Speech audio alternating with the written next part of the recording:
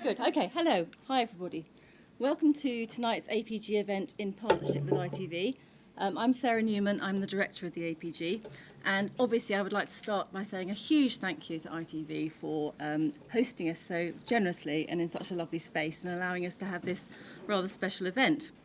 I'd also like to say thank you to ITV for sponsoring our long-term thinking category in the APG Awards, which is an innovation and has some incredibly strong entries. And I think it's going to be a really good rallying call for long-term thinking in an age of short-termism, but that's an aside for the moment. Another thank you. The first 50 to arrive this evening got a free copy of Eat Your Greens, courtesy of ITV once again. And for those who came a bit later, who maybe were done in by Trump or traffic or other kinds of troubles, it's an incentive always to turn up at APG events on time, as you never know if you're going to get a really nice going home present. So I hope you enjoy it. And if you don't have a copy already and you didn't get a free one tonight, I would urge you to go on the Troubadour site. So Troubadour are our publisher, and you can get a copy of that either in printed version or in the e-copy. And if you were to do so, you'd be in incredibly good company, because we've in fact sold 4,000 copies of Eat Your Greens since it was published last October. And we've sold 6,000 copies of How Not to Plan, which is another title that we've done from the APG this year, which is equally useful and brilliant. And I think with Eat Your Greens in particular, it touched a nerve with people who were looking for really good contemporary evidence-based marketing thinking. There's not a lot of that around. It's not always in this lovely kind of cornucopia of interesting styles and ways and different ways of approaching it. So we're really pleased to have published it. And if any of you know anything about the publishing world and investing in books, you will also know that there is no money to be made in it. And we have invested in both of those as an act of love, really, as to give something back to the community. We will never make a penny on either. But we think it's worthwhile because there aren't many organisations, we are one of them because we're a not-for-profit, that's able to do that kind of for the community giving back. So I'm pleased that everybody's got involved in it. I'm pleased they've been a success, and we will continue investing in both of them. And I guess the other thing to say is to thank you to the authors, some of whom are here tonight, who gave their time and their brains and their spirit and their generosity to make that book happen. And I'm delighted that we can be joined by 4 of them this evening, one of whom is in fact Kate Waters, who at the time was just a lovely author planner and now is a top person at ITV as well. So isn't it amazing how life comes around like that? So Kate is now going to introduce the other speakers, but thank you again to ITV and thank you all for coming.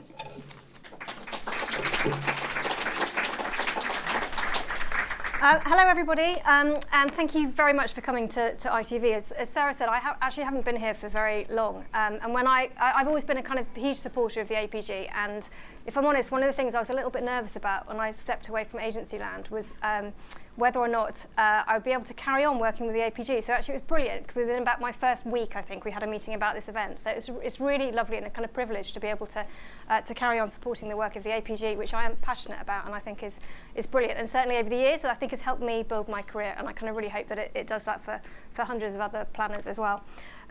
So in planning this event, we were really keen to do something to support the launch of Eat Your Greens, and indeed the kind of ongoing, I guess, kind of getting the most, helping planners get the most out of the content. And there's so much good stuff in there. And certainly as a broadcaster and as an enormous sort of commercial broadcaster, evidence and effectiveness is incredibly important to us, both because obviously it's important that our advertisers understand that their campaigns are working, and I think we have a huge role to play in helping them do that. But also obviously as marketers ourselves. So we've got Claire and Hugh here who are going to talk about one of the campaigns that we've done for ITV ourselves. And so the effectiveness agenda is a kind of huge one, which is really important to us across all of the different aspects of our work. But I guess as Sarah kind of mentioned, in a world which appears to be becoming kind of relentlessly short-term, and where there is enormous pressure on marketers, and we hear it kind of day in, day out from our advertisers, that they are chasing these kind of short-term metrics, particularly kind of what they perceive to be kind of hard business metrics of, sales tomorrow, sales the day after, but, actually let's not worry about profit in the future. We were really keen to try and do something that actually looked at the evidence base for some of those longer-term impacts. And that's why we've sort of chosen this sort of territory of emotion and creativity, because I think we all as planners and strategists instinctively know that actually these are often the things that can really shift the dial in a very big way for the brands that we work on. But often they are the kind of metrics that are either, longer and harder to shift, or they're often perceived to be a little bit fuzzy, or actually I've sat in conversations with clients where they've talked about creativity and emotion in the same breath as it's really risky. And I think it's incumbent on all of us to really work much harder to help our clients understand that actually it is emotion and it is creativity that can really drive their kind of long-term success. So that's why we wanted to put on today's event. And I'm really delighted. We've got this kind of amazing lineup of speakers who actually, I have to say personally, they won't know this, but they've all influenced me in kind of like massive ways. So first up, we've got Phil Barden, who is the MD of Decode Marketing, and he's written a rather good book called Decoded. So a little plug for Phil's book, which is about the science behind why we buy, and draws on a huge range of science and evidence, everything from the world of neuroscience to behavioural economics.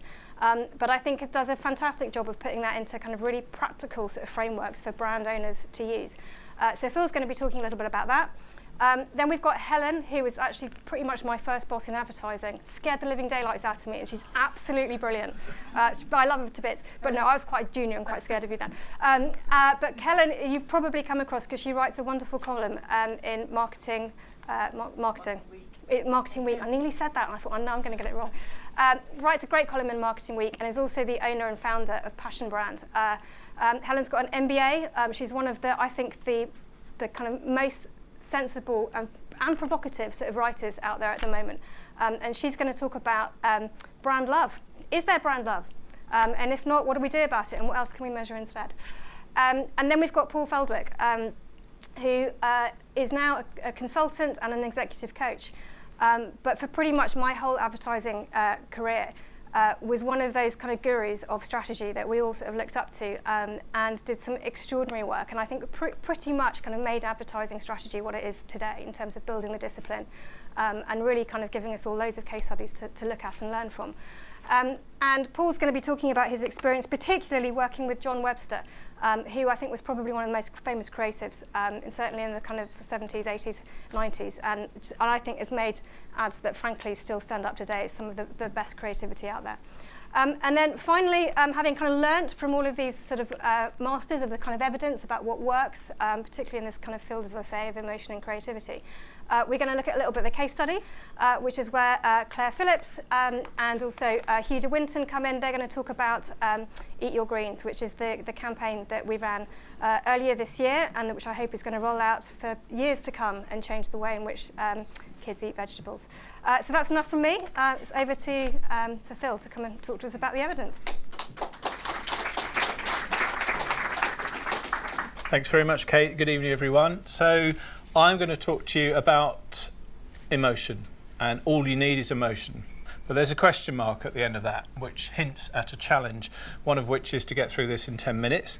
The other challenge will become apparent. So we've all read this, right? We all know from Les and Peter's analysis of the IPA Effectiveness Data Bank that so-called emotional advertising has bigger and longer lasting business effects than so-called rational advertising.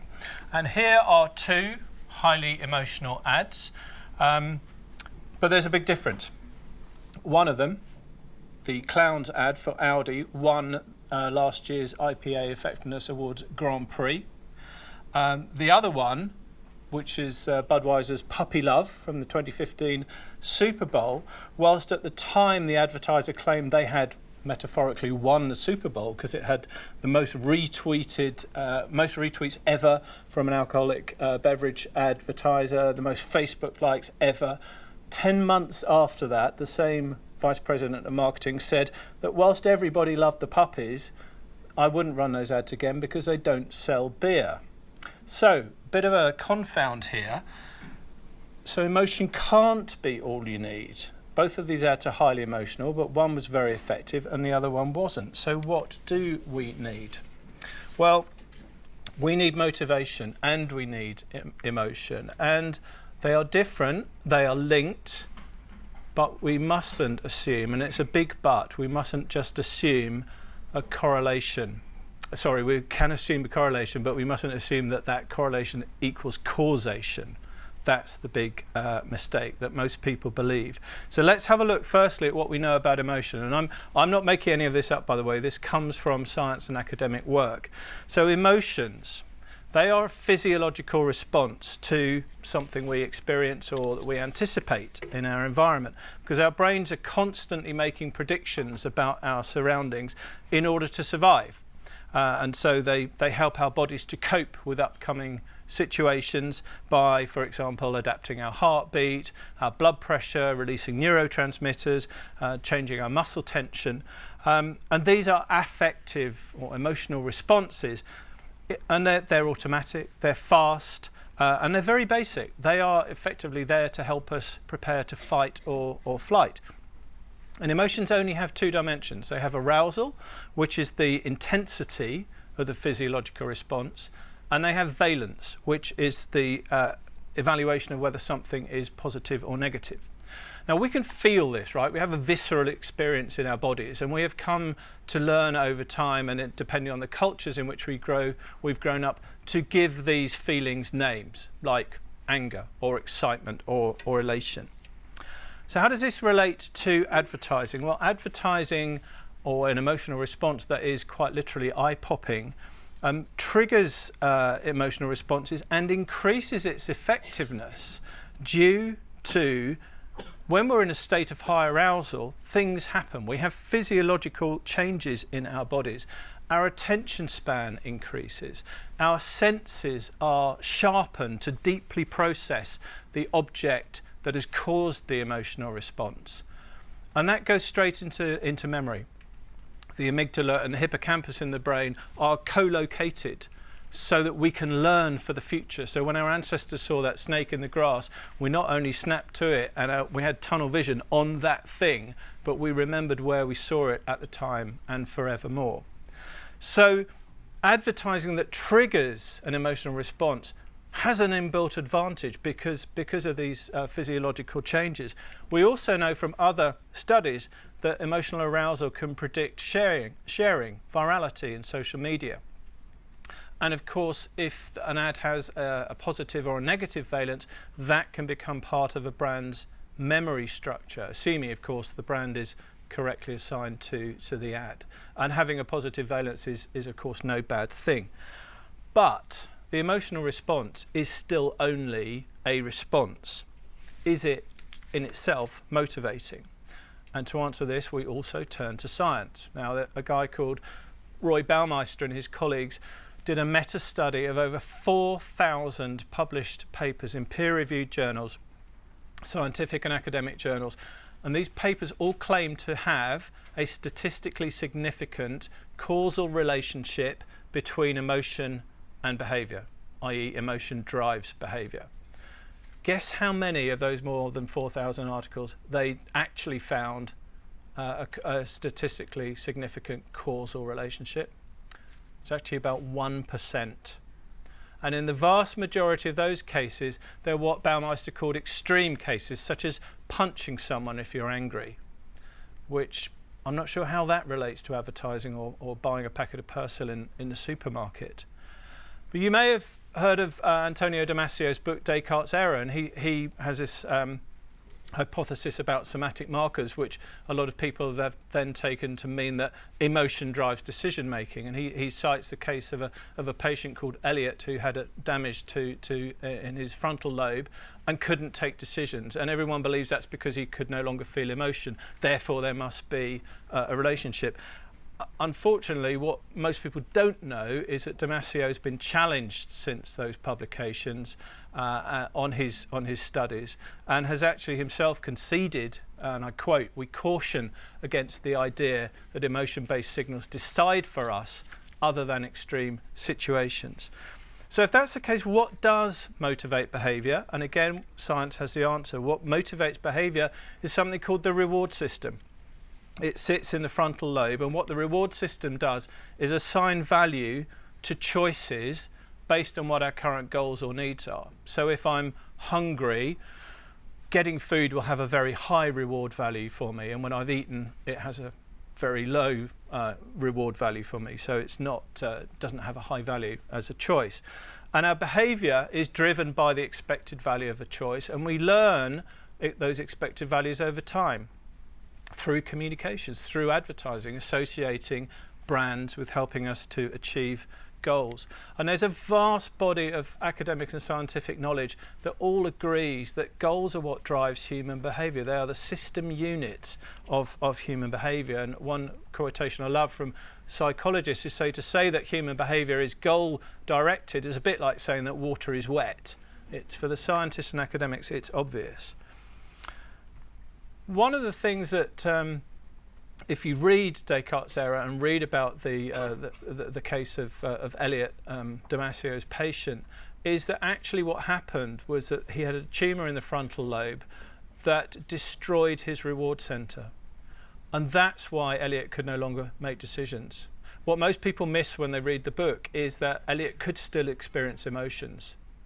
He was still an emotional human being, but he couldn't take decisions because his reward centre was destroyed, and therefore the decision-making mechanism was no longer there. So I said that there was a correlation between emotion and motivation. Where does emotion fit in decision-making? Again, the scientists and the academics can help us here. What Carver and Shire, the big names in psychology, have said is that we experience emotion whenever the likelihood of achieving a goal changes. So it's like a feedback mechanism in our body that tells us the extent to which we're meeting a goal or not. So if I'm meeting a goal, I feel good, I feel joy, I feel happy. If I'm not meeting a goal, I feel anger or frustration or sadness. And this is all about, in evolutionary terms, it's all about learning for the future. A lovely quotation from a professor at Cambridge recently who said, what people don't seem to realise is that evolution advanced on behaviour, not on emotion. Emotion is a feedback. It's an outcome of behaviour. It's not the driver of behaviour. So how do we translate this into our world?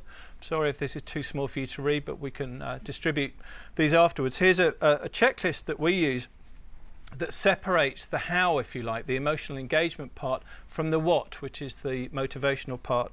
So when we're looking at advertising, we could say things like, does the communication evoke an emotional response? And does the brand play an instrumental role in this? Because if it's not, it won't be assigned to that response. Does it do it credibly? And do we leverage distinctive assets as well to help that brand assignment? We can then look at the what, the motivation, and we could say, does the brief include an instrumental link between the brand and relevant goals? Is it distinctive? Does it stage the brand as a means to an end, to goal achievement? So now let's reflect these checklists when we look at the Clownsy Grand Prix winner to see how they were combined to great effect in that ad. So we tested a number of the Effectiveness Award winners. We tested the emotional response of clowns, and again, apologies if this is too small, but essentially we found a very high emotional engagement that was common across Effectiveness Award winners. So things like interesting, funny, and not irritating or making me angry, things like that. It's interesting to see what is triggered and what isn't triggered. So it's doing very well at getting emotional engagement. How does that translate and flip over to the other side of the coin, the motivation? So here we're looking at a model that we use, which is neuropsychological goals, and we tested the ad using an implicit testing methodology.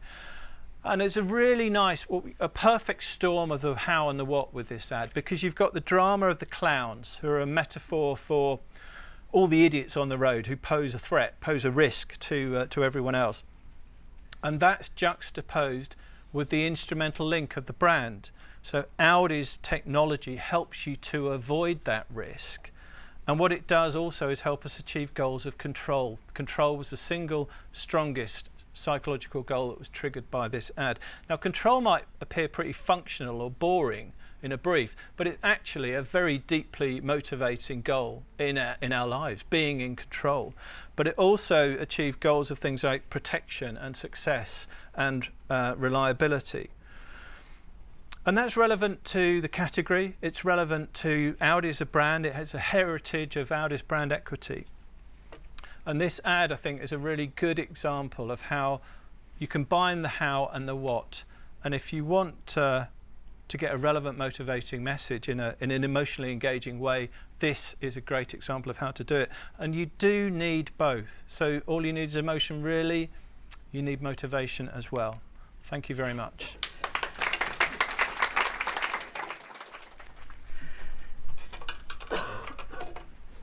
The subject for the event is emotion and creativity.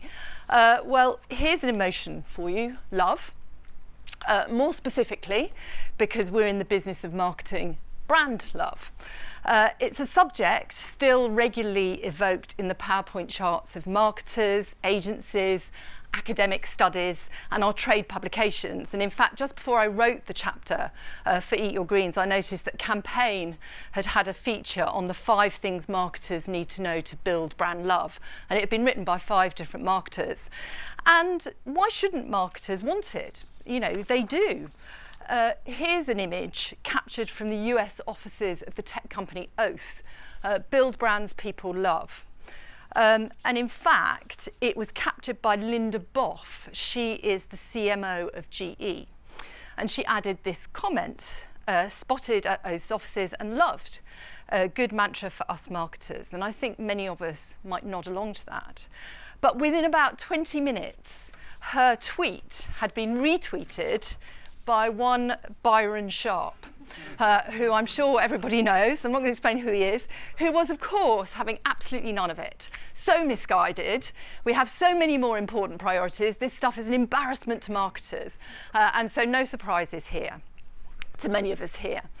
And it seemed to me that this tweet was a microcosm of one of the great rifts in our industry today, between those of us who believe brands have an emotional role to play in people's lives and what is known as the evidence-based school of marketing, who question the whole idea of brand love. What they argue is that marketers should focus on salience, repetition, and targeting breadth, and that marketing should take a much more logical, transactional view of how people interact with brands. They deny the existence of brand love, and they pour scorn on what is often given its commercial objective, which is loyalty. And it seems to me, and I think that tweet is evidence of it, that this isn't a sort of well-mannered divergence of views down one of our sort of arcane marketing byways. The question it raises, for me actually, is our discipline really so plastic that it's wide open to interpretation at the most vital and significant interface of all, consumers and brands? And one of the issues here, I think, is looseness of language. Love is a really short word, but it is a huge one. You know, with those 4 letters, we seek to articulate the most profound, the most mysterious, but one of the most desirable emotions of the human condition. And perhaps love is best reserved for those deep human relationships and kept sacred for people that we care about most fiercely and connect with most deeply. Plus, of course, those special animals that sometimes charm their way into our lives. So this is actually a picture of my son. If he knew I was showing this, he'd be really pissed off. A picture of my son and our dog. And so, you know, I love them both, and Leo loves Wave, and actually Wave the dog clearly is pretty, you know, loving Leo right back there. So there's a big connection, a big meaningful relationship going on right there. And maybe, okay, love can justifiably extend to religion or country, but brands? Are they really up to bearing the weight of such a word? It was my question for the chapter in the book, and to be honest, I answer it pretty quickly. While there are always going to be a few consumers out there, a few zealots who are going to confess an enduring love for a brand, I would suggest that they are few and far between, and well, kind of just not your average shopper, actually. Because if you think about most everyday sectors, like those that populate the average supermarket or drugstore, it's hard to imagine them on the receiving end of true love. So brand love is an exaggeration, it's an overstatement. But I won't be the first marketer out there to recognise that there is an emotional something going on between consumers and brands. There is something, isn't there, between these two extremes, between those transactional buying experiences at one end, when you buy a product you need, you get it, you use it, and true love at the other end. And for each of us, I would suggest there are brands in that kind of middle space that go beyond the transactional. They're brands we feel some sort of affinity with, some kind of closeness, brands that we would miss if they didn't exist, even though other brands could perform that functional bit just as well. And they're a cluster that we come back to time and time again for non-rational reasons. Now, my own cluster might look something like this, and I reckon all of you could put one of these together. But the book is about evidence. What's the evidence for this emotional something? Well, it just so happens that there is some remarkable and quite recent evidence to show the power of brands that people feel close to. And it shows how they can really affect their whole mood, their whole sense of well-being. It was published in one of marketing's most prestigious journals, the JCR, the Journal of Consumer Research. And what these three researchers found is that when people contemplate or see brands that they feel close to, it can help reduce felt pain. So it was an experimental piece of methodology, and there were 7 experiments. But basically what they did in order to measure pain was they get people to put their hands in an ice bucket, which is a standard measure of pain. And that was the methodology that they used. And the main experiment was, it was really this. They had an ice bucket, they had a temperature gauge, and they had a screen on which respondents were shown different images. And what they did is they divided the respondents into 2 groups. So one group was asked to name a brand that they felt close to, and these were just some of the ones that they came up with. And for this half of the group, when they put their hand in the ice bucket, they were shown a high-res image of just the logo of that brand that they'd chosen. And for the other half, they were shown a neutral valence object, and in this case, it was a chair. And at the end of the ice bucket session, all of the respondents were asked to rate their pain on a standard scale. And here are the results.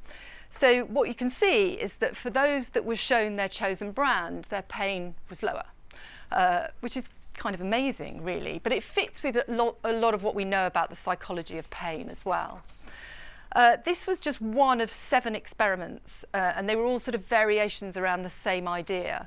But across the 7 experiments, the authors concluded that the current research demonstrated that contemplating close brand relationships insulates against physical pain.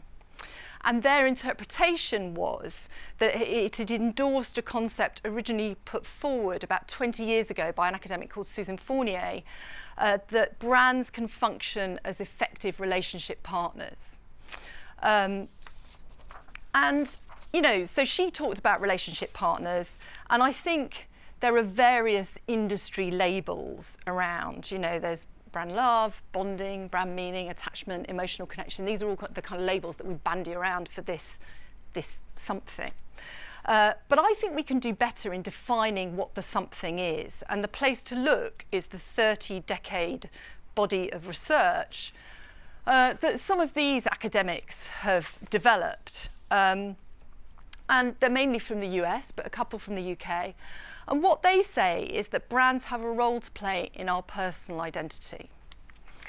And what that's really about is at the heart of the theory is that for most of human history, it was basically impossible to express who you really were. It was mandated by gender, by rank, by age. To be yourself was to know your place. We had no choice. If you were born into farm labouring, you stayed into farm labouring. But that actually changed in relatively recent times, in the 60s, in the era that the academics call the postmodern era, where people could choose who they wanted to be. And that notion was conceptualised by these 3 reflexive questions: what to do, how to act, who to be. And there's a whole body of work that's built around this theory. And it culminated in the expression, the project of self. And what that means is that we actively construct our identity out of the available symbolic resources to weave a coherent account of who we are, basically. Now, the really important thing to marketers and planners is that the available symbolic resources includes brands. So we choose brands to help us represent the person we feel we really are, or to help us demonstrate a particular area or role that we want to play. And it's not just display brands either, which is a vital point to recognise. It's just as important to brands that live behind cupboard doors that other people don't really see, because what's really important about these brands is they reaffirm ourselves to ourselves. They help us reassure ourselves that we are the person that we want to be. They play part of that role. So instead of talking about brands people love, I think it's better and more accurate to talk about a brand for me. Those brands that we welcome into our membrane of self, that we don't just buy, we kind of join, brands that become part of who we are. Now, that's kind of half of the chapter. The other half was devoted to answering these questions. What kind of brands have it? How do you build it? What commercial rewards does it bring? And I guess that third one is really important, where I think I end up with a sensible commercial objective of brands for me, which is this one: loyalty at parity. The tendency to prefer this brand when all else is equal. And of course, that's not very often the case, is it? There's very often, asymmetrical distribution or different spends. But when all else is equal, loyalty at parity can give you the edge. And a brand for me can give you loyalty at parity, and that's well worth aiming for. Thank you.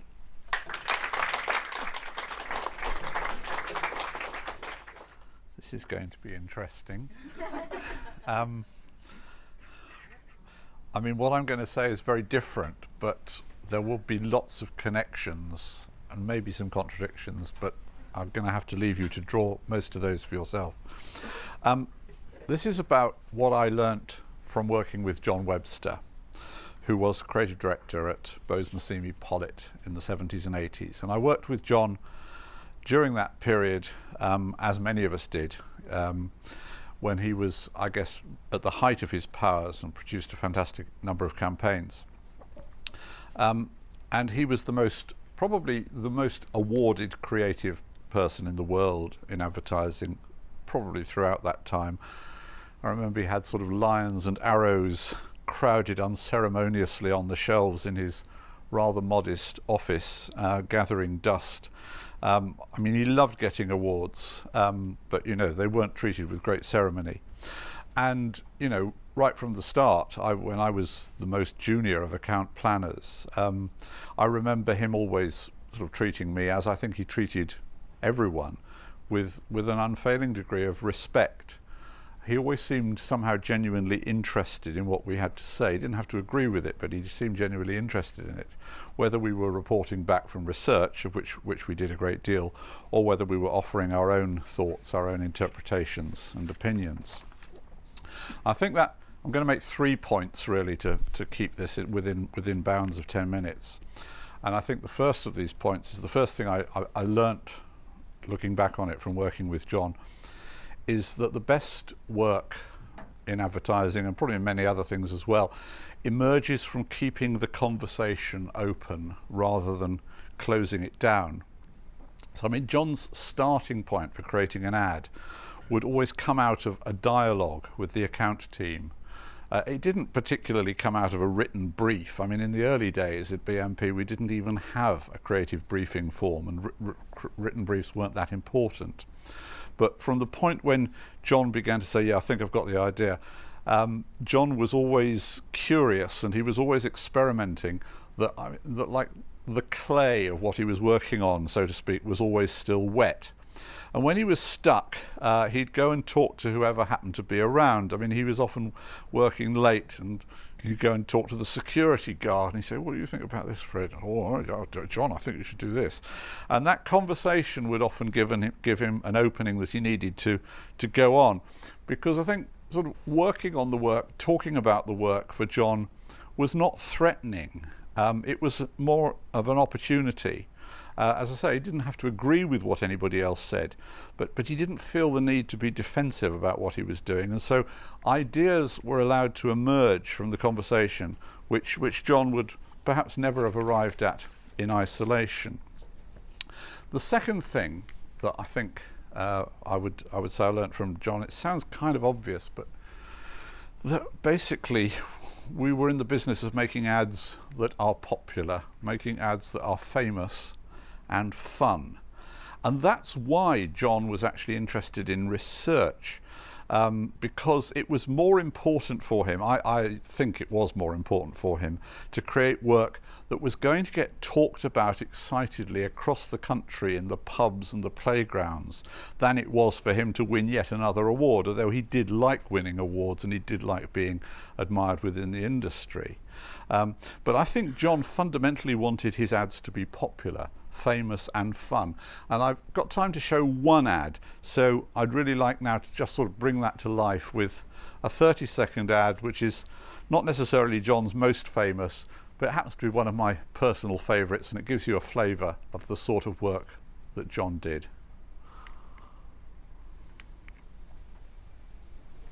Susie's gonna sing about a different kind of chocolatey biscuit. Trio, Too loud. trio. I said that was too I loud. want a trio and I want one now. Yeah, well, we all do, man, but listen. Not one, not two, I mean- but three things in it. I said- A chocolatey biscuit and a toffee taste too. Listen, could you just cool And it? not one, not two, but three. No three things are quite as good together as a trio. Thank you. Now, chosen words like famous and fun because they seem to me the sort of simple language which are not used often enough, at least nowadays, in advertising. I'm not sure we've actually heard either of them so far this evening. And I think this was what we were trying to do back in those days at BMP. I'm not sure we entirely understood at the time or could articulate why this was important. But in practice, I think it's what we believed, even though it was often hard work trying to get our clients to share that belief. Today, I think, we have got a lot of evidence that could justify this much better if we needed to. So the importance of fame, I think, is a simple way, perhaps an oversimplistic way if you like, but a vernacular way of talking about this mental availability idea and the underlying construct of mental associative networks, which is what Byron Sharp, who's already been mentioned, is talking about and argues is the thing that is most important in building brands. What Byron Sharp talks less about, or perhaps not very much at all about, is the sort of question behind that, which is how do you make things famous? Because it's actually not that easy to just say, I want to be famous, let's become famous. And being fun, or as a shorthand for in some way giving pleasure, is also perhaps therefore very important. Perhaps because it's partly because it helps to create the fame.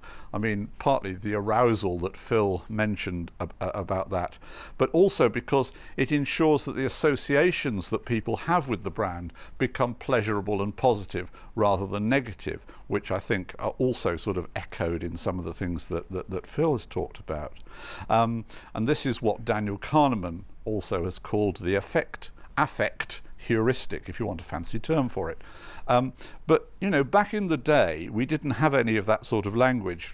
Martin Bose, who was my first boss, the founder of Bose Massimi Pollitt, and helped create the environment in which John was able to do what he did, I think put it in much simpler language. And I remember Martin frequently saying something very much like this: we believe that if you're going to invite yourself into someone's living room, you have a duty not to shout at them or to bore them or insult their intelligence. On the other hand, if you're a charming guest and you entertain them or amuse them or tell them something interesting, they may like you a bit better, and then they may be more inclined to buy your brand. There's also, I think, another condition for creating fame, or mental availability if you like, and this is something which Byron Sharp's colleague Jenny Romaniuk has written a book about. Also the folks at System 1, and I suspect also the folks at Decode, also talk about, and this is the need to be uniquely distinctive and memorable through what Jenny Romaniuk and others have called distinctive assets, and what System 1 call something very similar, fluent devices. Now these can be visual, auditory, verbal, or a combination of the above, or indeed they can take other modalities. And historically in advertising they've often taken the form of characters, human or otherwise. They've taken the form of slogans and of jingles, and these are all things that seem oddly unfashionable today, given that we now perhaps understand better than ever why they're so important. And of course John was also a past master of the distinctive asset. I mean, that trio ad contains instantly both visual and auditory assets that instantly and unmistakably evoke the brand, as well as, you know, certain positive emotions around it. But John, of course, would never have analysed the psychology of all this in this sort of way. He just wanted to create campaigns that people would remember and would talk about in the pub or playground. He wanted his work to be popular, and it was nearly always famous and fun, and accordingly effective. Another simple way of putting all this is to acknowledge, and I suggest this quite strongly at the end of my book, The Anatomy of Humbug, that advertising has more in common with show business, with popular culture, than it does with anything else. And so the process of creating advertising in that case has a lot in common with producing a hit record or a box office film. Whether the final product is either great or ordinary depends very little on the germ of the idea that it starts from, but depends hugely on the tangible detail with which every aspect of it, every moment, shot or phrase is crafted or performed, and the skill or the taste with which all these elements are crafted together to create the whole. I mean, Jaws is not a great film because somebody had an idea of making a film about sharks. So my third point that I think I learnt from observing John is that craft is always much more important than whatever we might call ideas. Now, John didn't mind where he got his ideas from. He often got them from other people, sometimes other creatives, very often from a record that he heard or something he passed on his way to work. I can still remember the way that John would shyly mutter, "I think I've had an idea," and we'd troop up to his office expectantly to hear what it was. Now, you take that trio ad, what is the idea? Well, John would probably have pointed to the moment when he heard Stan Freberg's version of the Banana Boat song, and he realised that you could substitute trio for deo. But that, after all, is only a start point, and the craft and the invention that follows actually makes that start point increasingly unimportant as it elaborates into something new. John still has to invent these three characters, has to visualize them, and then, with the very important involvement of Bob Godfrey, the animator, construct 30 perfectly timed seconds of entertainment, even down to little details like the John Peel doing the voiceover in the final frame. Now, I resist very much using a word like execution to label all of this, because it somehow suggests that all that is only a secondary part of a process, and it's not. When people respond to records, to films, to books, or indeed to football teams, or vloggers, or politicians, and of course to ads, it has little to do with abstract ideas. It has everything to do with the four-dimensional, sensual, complex phenomenon that they're actually experiencing. And John's work was what it was because he approached it as Picasso would begin a painting, not as an abstract thought that he was trying to illustrate, but as a tangible creation that exists in the real world and in real time. And the reason that John's work, I believe, still looks so fresh today, the reason we still admire so much of what he did, is not that he had better ideas than anyone else. It's simply because he made much better ads. Thank you. Hello. Well, I think the campaign we're going to show you actually has a lot of the features from the speakers that we've heard from this evening, so hopefully it can provoke some useful discussion afterwards. But I think the idea of motivation and emotion, a brand for me, and famous and fun, I hope is kind of through this work which we're about to show you. So it's a bit strange, but ITV is doing a campaign to encourage kids to eat more veg. And partly, I suppose, it's because we are keen to make ITV a brand for people, a brand for me. And we've been working in this space around trying to help the nation improve their health for some time. And we had a bit of success with a campaign to get people to be more active in 2016. And we know that activity can be very helpful at helping people, and kids in particular, maintain a healthy lifestyle. But we also recognise that the real thing to crack was actually diet and not exercise. But diet is incredibly difficult because getting kids to have a healthier diet often means quite negative campaigns or strategies. So it's about reducing your portion size, or it's about not snacking. As a kind of entertainment broadcaster, those weren't particularly exciting things for us to talk about. So when we think about ITV as a kind of creative of popular culture and a show business brand, it didn't seem to us to be very sensible to try and encourage kids to eat more healthily by denying them something. So we came across a really tiny organisation called the Food Foundation, and a kind of offshoot of that called Veg Power. And they came to us with a really interesting fact, which I hadn't heard about before, which is that 80% of kids and adults and 95% of teenagers don't eat enough vegetables. And the other thing that they told us about was that only 1% of all food and drink advertising promotes vegetables. And we're like, that's kind of interesting and actually makes sense when you think about it, because there aren't many vegetable brands. And also the margin in vegetables is very low. So if you're Bird's Eye, you're going to make more money from selling your fish fingers than you are from selling your peas. So we thought that we could maybe change this and help this, and we could develop a campaign to encourage kids to eat more veg. So we approached Adam and Eve, and we spoke to the CEO, Matt Goff, and we said, we've got a brilliant idea for you. We've got a fantastic opportunity for advertising, which is all about shifting perceptions, and it's about changing the way kids perceive vegetables to be the least desired food on their plate and the thing that they eat last. And we want you to make that the most desired food on people's plates. And it's a classic kind of advertising brief. We can't pay you, but we think you can win lots of awards from it. And amazingly, he said yes, which was brilliant. And then we wrote to all of the British supermarkets, and we said, we've got a brilliant campaign for you.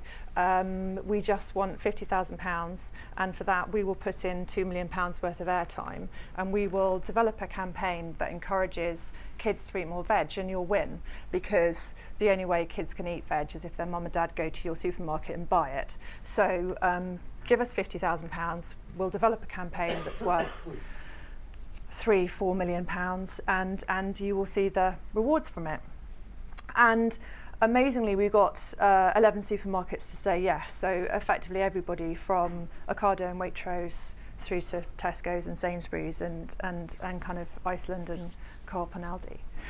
So that's kind of the kind of where we started, the insight really that we were fighting this losing battle, that kids aren't eating enough veg, only 1 in 5 primary school children are eating enough.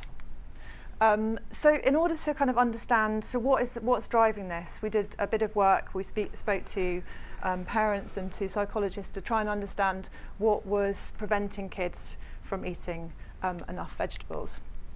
And you find a lot of reasons. So if you look at the trio advertising, there's lots of advertising for biscuits and crisps. That's lots of fun, and there isn't for the vegetable market. Veg don't taste good. We've all eaten kind of super boiled cabbage, which is not as delicious as other things we could eat. They're quite difficult to cook. And they're also high risk purchase. So as a parent, you know that when you serve your kids veg, that it might result in arguments, and it will often end up being put into the bin. So from all of those kind of various themes, we wanted to have kind of one underlying theme that could unite us. So when we spoke to Adam and Eve, it could provide us with the kind of the start of the brief, really. So we talked to them about these three issues, that veg are rapidly disappearing from meal times, so we're eating less vegetables than we were in the 1980s. Veg is seen as the least exciting food on our plate, so we want you to shift from the least exciting to the most exciting. And actually this idea of being really rational and doing something that's good for you was not going to work. So kids were very aware of the 5-a-day rule, and kids were very aware that they needed to eat veg because veg is healthy, but that wasn't enough to get people to actually eat them. So, shall I say something? Yes. So 90% of kids know veg are good for you. So any approach that simply carries on saying the same thing and expects a different result is obviously total madness. So we all agreed we need something different. We had no idea what that was or what that could be. And I think the first place we turned was actually a book by B. Wilson, who's a wonderful writer if ever you're working in the food world, called First Bite. And it talks a lot about diets, about eating, and just what's going on behind the diet we have today. And there's a new book actually called The Way We Eat you should check out as well. The first thing was something that Phil touched on about control, about diets and the way you eat. And what you see with kids' mealtimes especially is the kid isn't in control at all. Food's being put in front of them and they're being told what to eat. And whereas they might get certain things that they enjoy, when it comes to the vegetables, they're being put in front of them and they're being bribed and they're being told to eat certain things, or they're being smuggled into bolognese sauces and so on. So the first thing we wanted to do is, kind of when we approached the brief on this, was go enough of parental coercion, enough of approaches to go through the child to the child, through the parent to the child. It has to be talking directly to the kids and saying, this is your moment, we're going to liberate you from that thing you're being forced to eat. So we wanted it to be our kids calling the shots. The second thing that Claire touched on was nothing good happens when there's boredom and dullness around it. And we wanted to turn meal times, it's easier to say than to do, but to be the most fun part of the day. So we know fun, as Paul said, is a very important part of any kind of emotional response. But that was the objective we put on the brief, was how do you turn this part of the day to be the best? And the other thing I think anyone knows about trying to stick to a diet is that diets you actually enjoy, or you actually look forward to the meals and they actually taste good, you're probably going to carry on with them a lot more than the diets, which are the cabbage soup things that you try for a week in the start of January. So taste, or the sense of enjoyment around anything you do, whether it's running, going to the gym or anything, without it, you're onto a loss, really. So we had those as fundamentals on the brief, but I think there's still a long way to go right, well, what is the thing? And being Adam and Eve, you kind of know that emotion is going to be part of it. You've got Les Binet upstairs banging on about it non-stop. But I think the thing which is dangerous with emotion is that emotion is not one thing. It's 1,000 different types of feeling. And often when you're a planner, you can sleepwalk into talking about emotion and you end up with John Lewis advertising coming back, which is very thoughtful and lovely and makes people cry. But it's not actually the emotion we want here. And the awkward truth about vegetables is some might say there's no emotion, but we knew deep down from talking to kids there was loads of emotion around vegetables. It just was a bit awkward for a bunch of people trying to sell the fact that vegetables were good. It was the fact that they actually hated them. It was a very powerful, there was a lot of feeling around it. There was a lot of this going on when you even mentioned a vegetable. You didn't even need to show them it. Well, there was a lot of this. And really there was an awful lot of hate. Now we had an option. We could either try and reverse that, or we could just really start to push on that open door. And we got lucky. The creative team came back with something fantastic. But I think we asked ourselves the question, well, you know, back to the point about control, what if we actually said that the kids were right all along? What if we said that suspicion you've got, that deep innermost feeling when you see a bit of okra, you're probably right? Or what if we made the veg bad, not good? And maybe that's where we, for 40 plus years of saying veg are good for you, we had to be that different in our approach. All the health experts were obviously closing their eyes at this point. Yeah. So the idea we came up with was called Eat Them to Defeat Them. It started off as Eat Them to Beat Them. And I think, well, we had that idea. I have to say, when I first saw it, I was still a bit like, well, this was going against everything I was kind of imagining in my head when you come into a creative review about what you might see. But what I really liked about it, the more I thought about it, and the more we talked about it, was that we were putting them in control. We were telling them they were right all along, and there's no better emotion, I think, sometimes than being told you're right and you're vindicated, your innermost feelings were actually the right ones. You're not being told to change. The other thing we noticed about kids is that when you see that Saturday morning kind of toy advertising, all those really cool kids playing with the toys that you wished you had, there's a sense of, this was an advert that had kids on screen and said, join the gang, be like them, be the hero. So we were really inviting them into it. We said play was important right at the start, and this was all about play. And what we also loved was, I don't think anyone has ever thought this was the idea ourselves, and we never thought whether we would actually make this and it might actually go out on air. And when we showed John Hegarty, we showed Claire, and so on, we were absolutely, and Hugh Fanley-Whittingstall, who was at the first creative presentation, they were as surprised as we were. Yeah, with a camera crew as well, just in case, which is never worth doing. Yeah. And there were some voices in the room that said this is a bit weird. But there's this man, Stephen Moffat, who writes Doctor Who, and he's a wonderful fan of the reality of kind of emotion in many forms, like I said.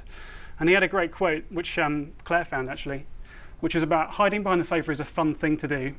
It is just an enjoyable thrill. There's nothing wrong with a bit of adrenaline. And I think when we're talking about emotion, I think this was the thing we were starting to realise, that emotion can come in all sorts of weird different forms. And actually this was the right thing for the brief and the behaviour we were trying to drive with this ad. So I'm just going to show you the ad now, and yeah, here goes. But I think with the, I won't use the word execution, but with the craft, we wanted to hold on to the scariness. They come from deep underground. Water makes them stronger. Sunlight fuels their power. And they will stop at nothing until they've taken over the world.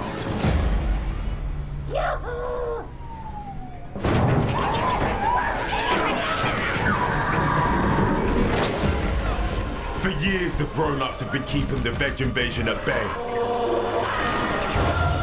But they can't do it alone. They need your help, kids. You're going down, peas. It's crunch time. Get soup. I'm helping to defeat them. Join the fight. Eat them to defeat them.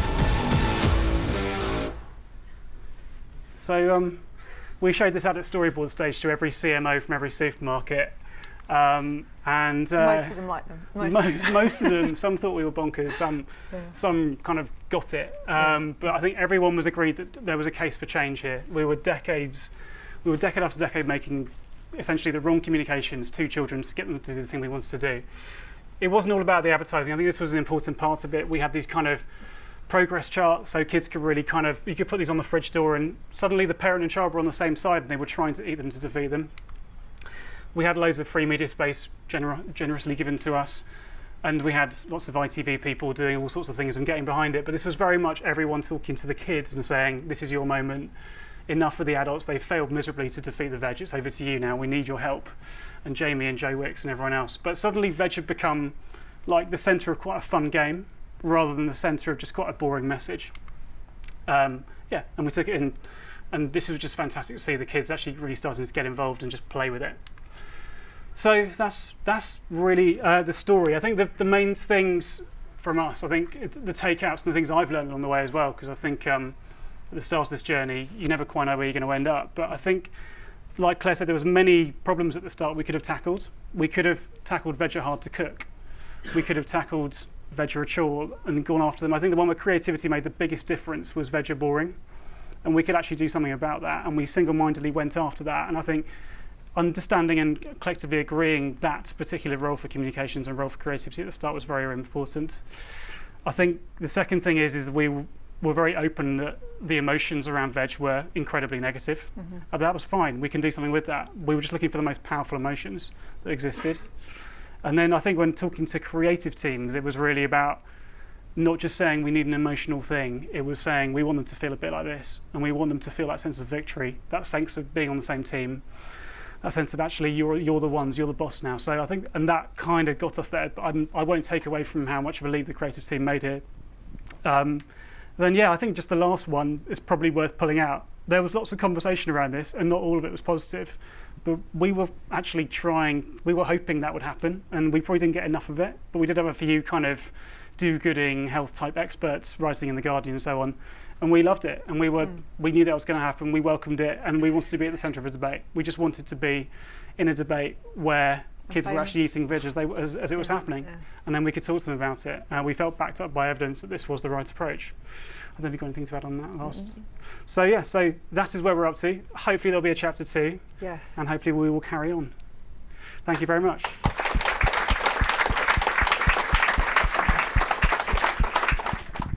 It's the first time I've seen that ad. I think it's absolutely brilliant. You know, strategy through to the craft of the final delivery. I'm going to try it on my kids at home.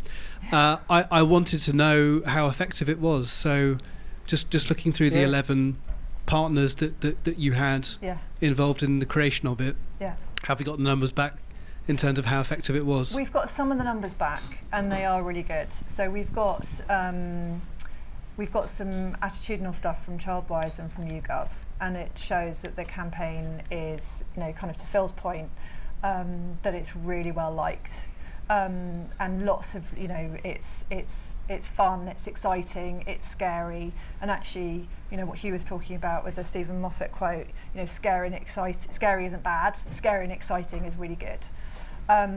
So that's been really positive. We've also got some other evidence that says that kids are claiming that they're eating more vegetables as a result of the campaign. Parents are saying that their kids are eating more vegetables. We've shifted perceptions of vegetables from kind of boring to exciting, and really random statements like vegetables are things that people are talking about nowadays and stuff like that. And famous people are talking about vegetables. And we're going to get some sales results back. That's been really fascinating. So we're getting that back in the middle of July, and we're doing some econometric modelling and using some Nielsen data, and we've got some Kantar World Panel study that we're in the process of working on, because being able to prove the sales effect will be the thing that we're really keen to do. So at the moment I think we've got lots of stuff that's saying it's worked, and hopefully we'll get confirmation of that with sales in the middle of July. I'm going to be very rude and ask a question rather than let it go to formal questions right now. I'm fascinated by this sort of area, partly because however we frame it, I think there is a language issue around whether we're talking about emotion, whether we're talking about goals, whether we're talking about a combination of those things, brand love or brand for me. But there is a lot of evidence there, and I think the evidence, if we look for it, does reinforce, I think, instinctively what we've all sort of believed as marketers.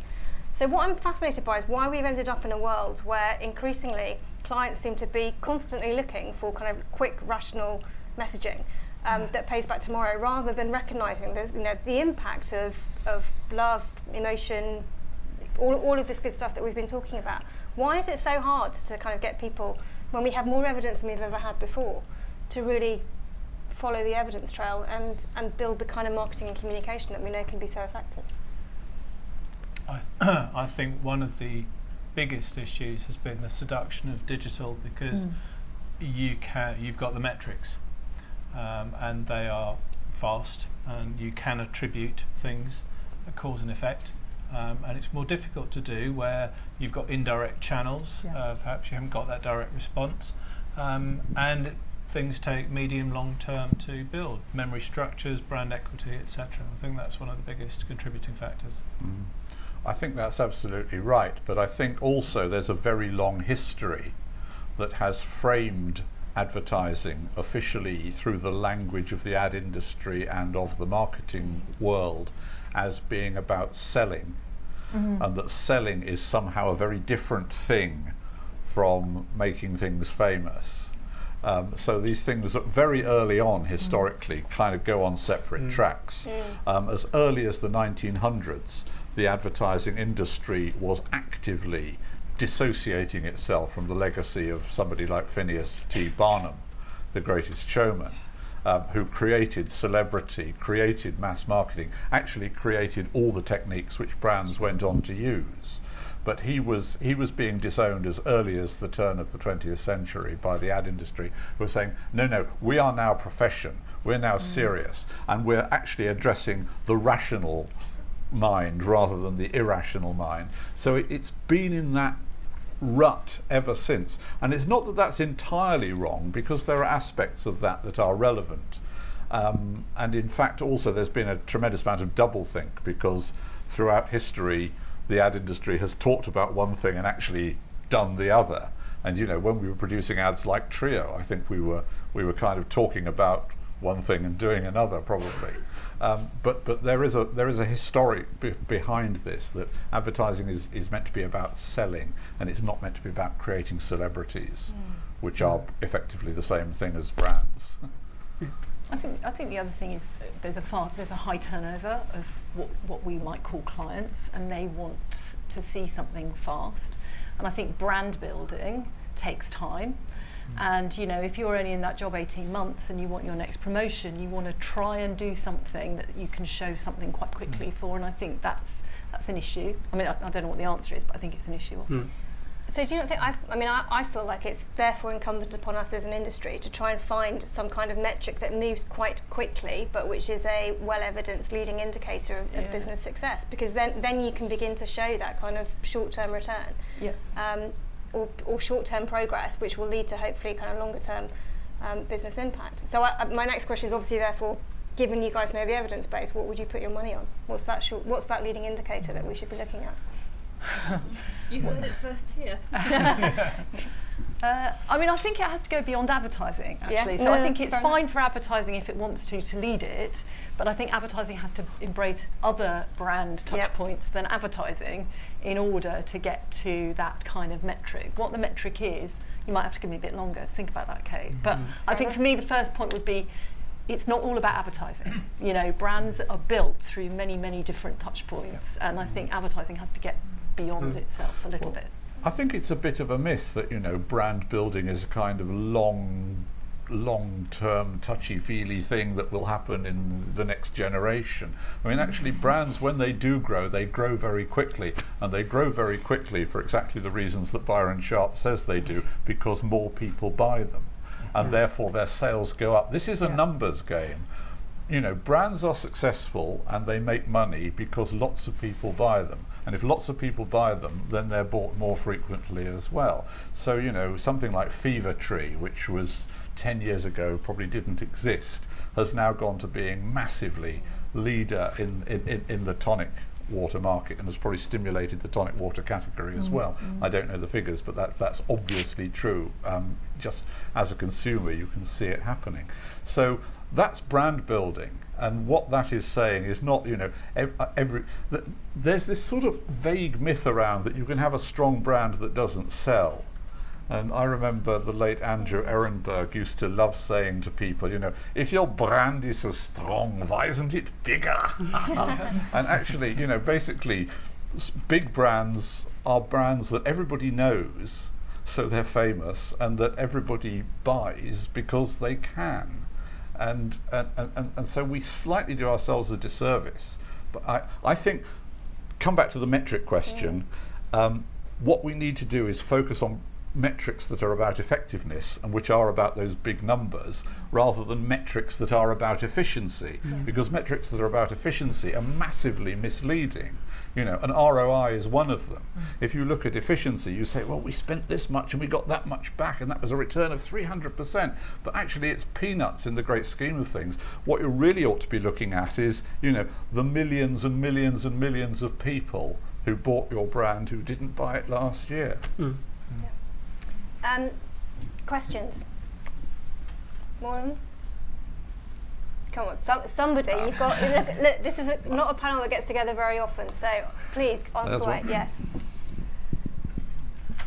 So a lot of you have talked about fame and brand fame. Has our appetite for fame or our understanding of fame changed at all? Anyone? I don't think it has. I mean, I'm not sure on what evidence.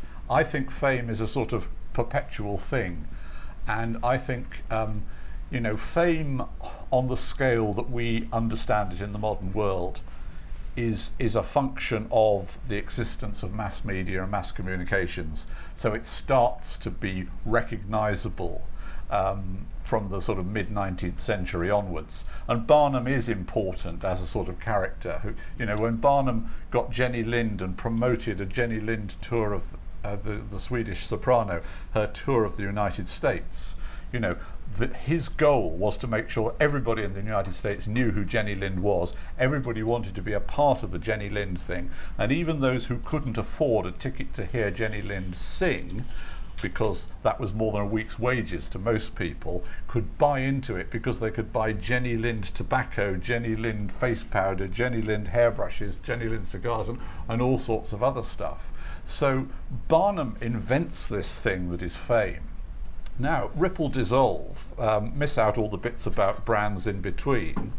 You go to somebody like Kylie Jenner today, who starts off from a point of view of being massively well known, using modern media that are several generations on from anything that Barnum had, but of course which he would have probably loved and recognised. Because Kylie Jenner is already so famous, she just needs to launch this range of cosmetics and she becomes the youngest ever, you know, self-made billionaire in the history of commerce. So I think fame is something that doesn't change. What I think just is odd is that the business that we're in, you know, kind of regards fame as something really rather tacky and vulgar, you know, that people like the Kardashians do, rather than saying, actually, this is exactly what it's our job to do as marketing people. I always think it's slightly, I mean, we hear a lot about, you know, be famous, but I think Paul talked about you've got to be famous for something.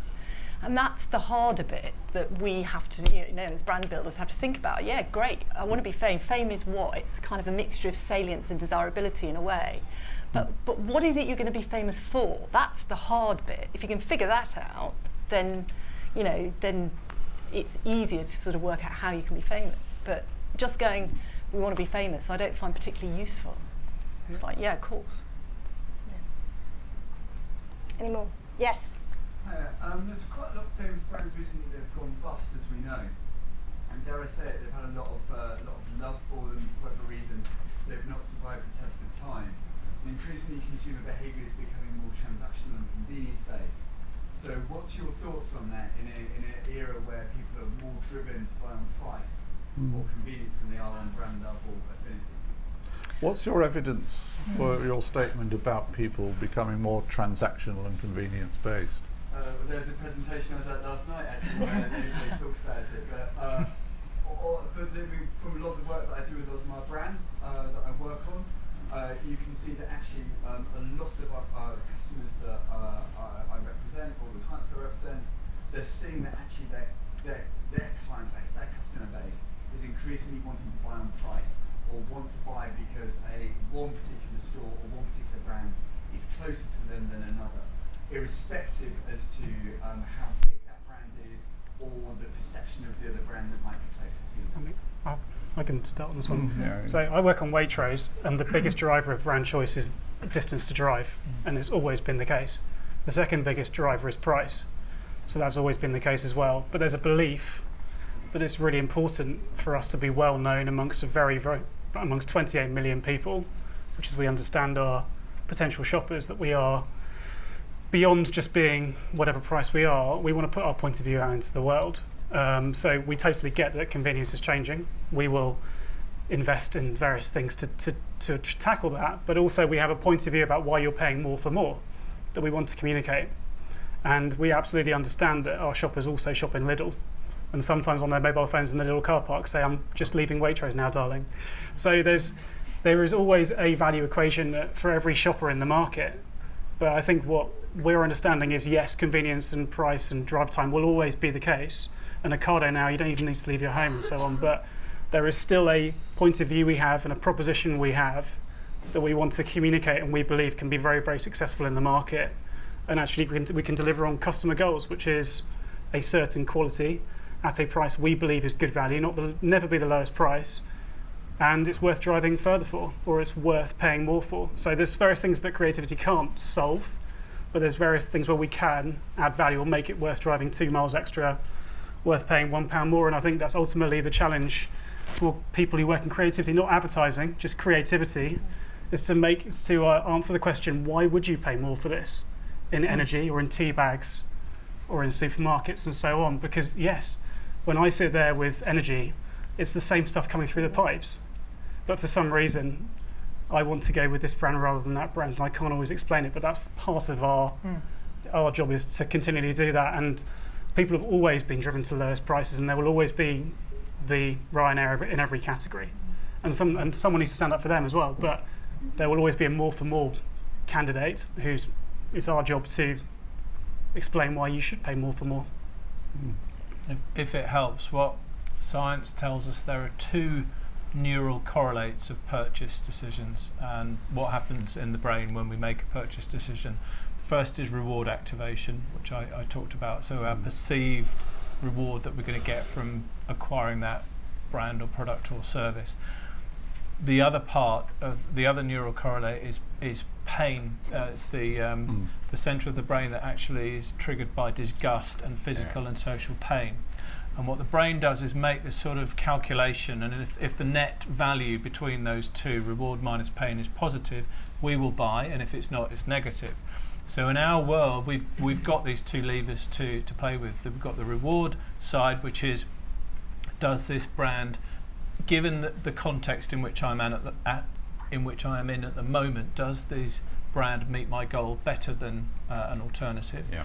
And we have the pain side of the equation, which is price. It's also behavioural cost, so time and effort involved, like drive time or whatever, and that's what we've got to play with. So something like, I don't know, Jamie's, the restaurant's going bust recently. There are for a time they were very successful, but then the net value equation between reward and pain must have changed. Maybe people are driven by rewards more about novelty seeking and curiosity and innovation and trying new stuff. So they try Jamie's once, then they'll try other things. And there's pop-ups and there's constantly new food and restaurant chains opening up. So that reward side of the equation has changed quite fundamentally. Maybe the pain side of the equation changed too. And of course there's also a very powerful feedback loop in the brain, which is experience. So if I go to Jamie's and I'm disappointed, then my expectation of the reward goes down, and I'm much less likely to go again, or and maybe even talk about it negatively to other people as well. That's what we've got to play with, reward and pain. I think the customer's goal with Jamie's is find a great meal, and the options to find a great meal suddenly just proliferated in the last 10 years. The amount of private equity funding and eating out and Deliveroo and Just Eat, the options are unbelievable now, and Cook and everything else. So the customer goal, suddenly Jamie was one of so many more options, and I was surprised to hear he's getting his products from the same place, Wetherspoons, so when it comes to the quality of their meat. So when you start to hear those stories as well, you're starting to think the brand value, what am I actually paying for when I go to see this guy? Is it all just marketing fluff, or is this actually a high quality product, which is what he was and what he has been for so many years? So I see why we no longer see that many Jamies around anymore, personally. Right, I'm afraid we've run out of time. Have we got time for one more? Really quickly? Go on, one more. Just to quickly build on that, it kind of moves us into the territory of purpose, and I'd be keen to hear your thought on that, and less so around, obviously, building and identifying and defining a sort of brand's purpose, right, and more around whether you see a role for advertising as, I suppose, lines are kind of blurring in between not just channels, but, if there's a role to merge I suppose the operation side of things as well, because there's only so much that we can help change and do with the communications and ad side of things, and less so that we can do on the operations of the business. Such a huge topic. Is there anybody in particular you'd like to get an answer from? Because I think I'm going to have to manage. Right, who's got a strong point of view about purpose? Go for it. I've just written about. I think purpose firmly resides at the level of the corporation, and that and it has to live through the organisation. And I don't think it's always measured in sales. It can be measured in, people you hire, people you want to keep. So I think it's a massive question. I mean, your question is more, what can we do in advertising? Again, it was comes back to what I said earlier, which is I think in advertising we just need to think beyond the ads. And I think when it comes to that, it's part of that. What's the role of purpose within the organisation, not just in the brand? And how do you connect those two things together to make the brand more part of the organisation? I mean, that's a really short answer, but it's complex. Okay. Great. Thank you very much. That really is, I'm afraid, all we've got time for. So thank you to our